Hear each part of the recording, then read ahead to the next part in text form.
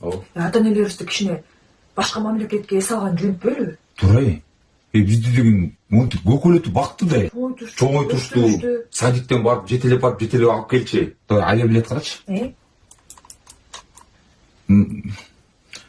Мындан арзандар жок ба? Ошол эле. Бирокчу сен.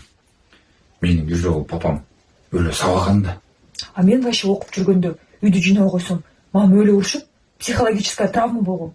Менчи папам бир жолу 4-класстачы спортивка сатып берген да. Ал жакшы эле да. Эмнеси жакшы, ошол спортивка мына дагы деле кийип жүрүм. Топик болуп калды уже. Ошондон бери эч нерсе сатып Ал бербейм. отурсаң жанжан. Мага авиасоюздачы жашоо билеттер беркин барсам? Ушунча эле арзан ба? Прикинь.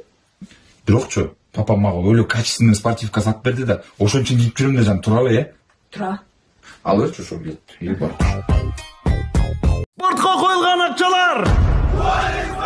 Чоң ұтыштар! Тез арада төлемдер!